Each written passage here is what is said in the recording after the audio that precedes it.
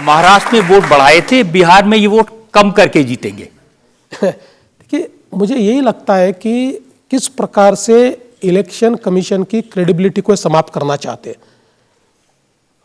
भारत के जो चुनाव होते हैं, हमारा इलेक्शन कमीशन दुनिया के लोगों को बुलाता है और दुनिया के लोग आकर भारत की इलेक्शन प्रोसेस को देखते हैं और आश्चर्यचकित होते हैं कि इतने बड़े भारत में इस प्रकार से फ्री एंड फेयर इलेक्शन कैसे होता है। अब हमारी लगातार मांग रही है, मैं महाराष्ट्र में मांग करता हूं हमेशा, मैं तो कोर्ट गया कि आप डी नोवो वोटर लिस्ट तैयार कीजिए, क्योंकि वोटर लिस्ट में इतने नाम डुप्लीकेट है, लोग यहां से छोड़कर वहां रहने चले गए, यहां भी नाम है वहां भी नाम है, तो ऐसी बहुत फुली हुई वोटर लिस्ट दिखती है और उससे वोटिंग परसेंटेज कम दिखता है। तो अब उस काम को इलेक्शन कमीशन ने शुरू किया। इलेक्शन कमीशन ने क्या कहा है, जिनका नाम वोटर लिस्ट में सिर्फ आइडेंटिफाई करके दीजिए, वो आइडेंटिफिकेशन चल रहा है, इसमें गलत क्या है।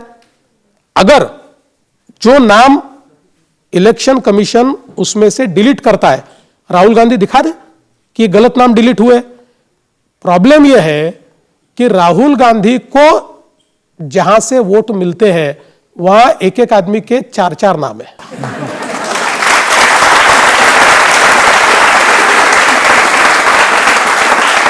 उनको तकलीफ यह है, राहुल गांधी को तकलीफ यह है, अब नाम कट जाएंगे तो एक ही वोट कर पाएंगे, यह तकलीफ है।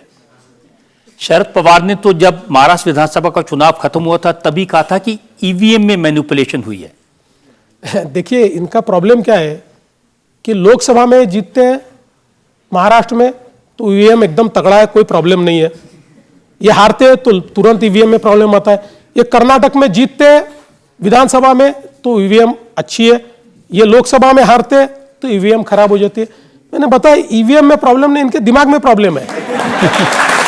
इनके दिमाग की जो चिप है, इनके दिमाग की चिप करप्ट हो गई है, इनके दिमाग की चिप को बदलना पड़ेगा। जो शिवसेना के लोग हैं, उद्धव ठाकरे की शिवसेना, उन्होंने तो ये कहा कि अमित शाह, देवेंद्र फडणवीस और अडानी ने मिलकर इलेक्शन कमीशन को खरीद लिया।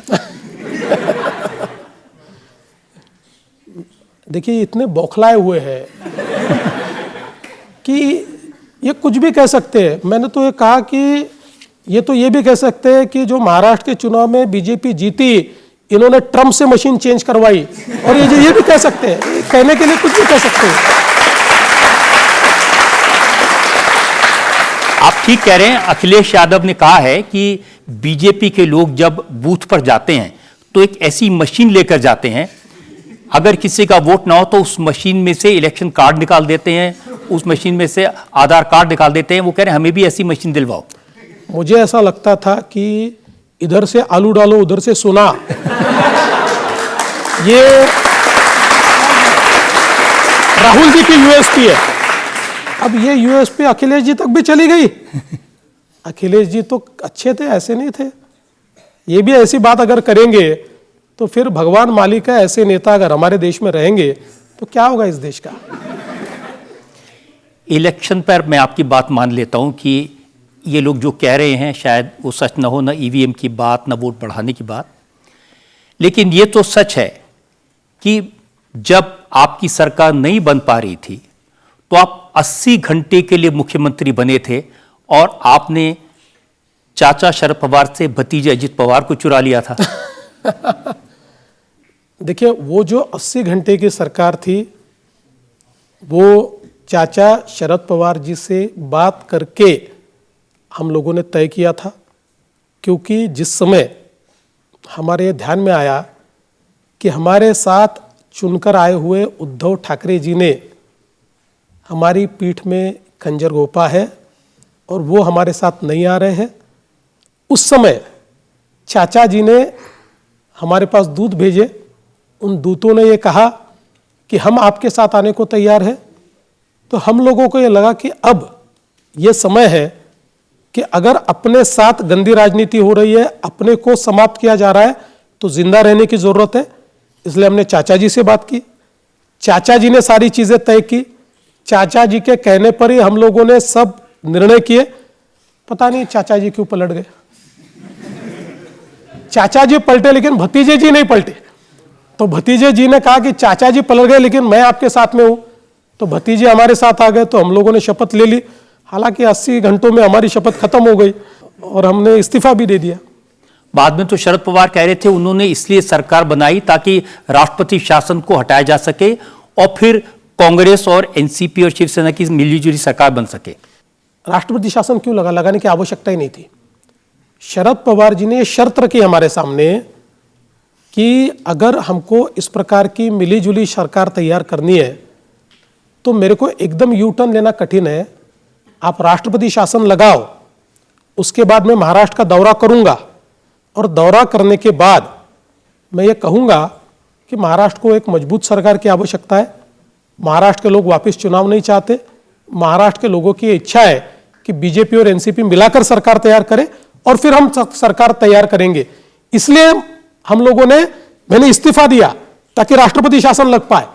और सारी राष्ट्रपति शासन ऐसा नहीं लगता है, राज्यपाल जी ने सभी को पत्र लिखा कि आप बनाना चाहते हो, आप बनाना चाहते हो, आप बनाना चाहते हो। सबने कहा नहीं। ऐसा ही पत्र ये शरद पवार जी की पार्टी को भी लिखा और शरद पवार जी की पार्टी का जवाब मेरे कंप्यूटर पे टाइप हुआ कि हम नहीं बनाना चाहते और आप राष्ट्रपति शासन लगाइए, क्योंकि उनके साथ मिलकर हमने ये किया था। इसलिए राष्ट्रपति शासन जो लगा उनके कहने पर लगा था और उसके बाद वो पता नहीं क्यों बदल गए। उन्होंने बदलने के कारण हम लोगों की सरकार चली गई। देखिए, आप इतने अनुभवी नेता हैं, शरद पवार पर भरोसा कर लिया। वो तो खुद अपने ऊपर भरोसा नहीं करते। नहीं, देखिए क्या है कि कभी कभी ऐसा होता है ना कि आदमी बदलता भी है। तो हमको लगा कि चलिए अब इनसे बातचीत इतनी हो रही है, अच्छी बातचीत हो रही है, तो इसको आगे ले जाए। हाँ, ये बात है कि उन्होंने जो एक पॉलिटिक्स में कई बार उनके पर्सनैलिटी के साथ जोड़ा गया है कि लोग कहते हैं कि शरद पवार जी अगर बॉम्बे जाना चाहते हैं तो कलकत्ता का बोर्डिंग कार्ड दिखाते हैं, तो उसी प्रकार से हो गया ये।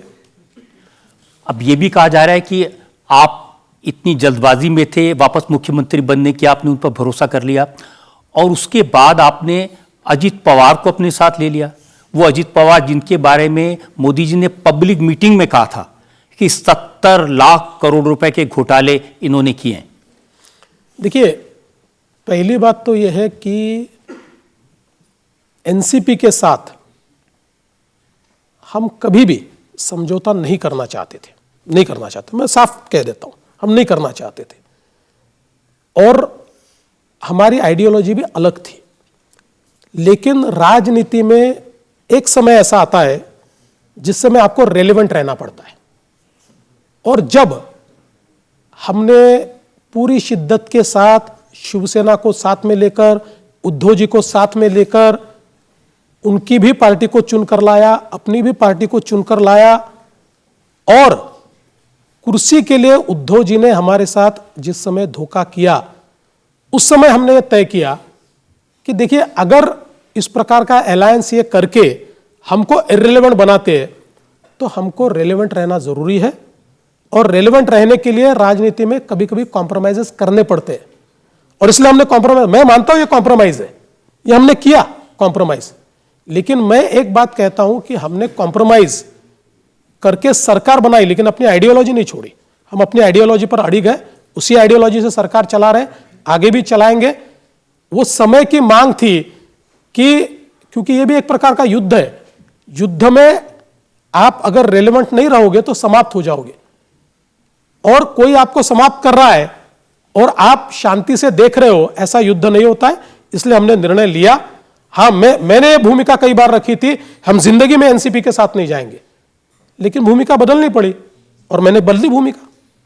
मैं आपकी इस बात के लिए प्रशंसा करूंगा कि आप मान रहे हैं, कोई राजनीति में मानता नहीं कि मैंने समझौता किया था, सब इसके गोलमोल जवाब देते हैं। आपने सीधी सीधी बात कही, लेकिन आप ये भी तो देखेंगे ना कि जिसके खिलाफ ईडी इंक्वायरी कर रही थी, जिसके खिलाफ सीबीआई इंक्वायरी कर रही थी, जिसके खिलाफ इनकम टैक्स की इंक्वायरी हो रही थी, तो ये सारी एजेंसियां गलत साबित हो गई। देखिए, पहली बात तो आप देख लीजिए कि जो हमारे साथ आया है और उसके खिलाफ कोई इंक्वायरी हो रही है, ऐसी एक भी इंक्वायरी रुकी नहीं। आपने देखा होगा कई लोगों की प्रॉपर्टीज हमारी पार्टी के साथ आने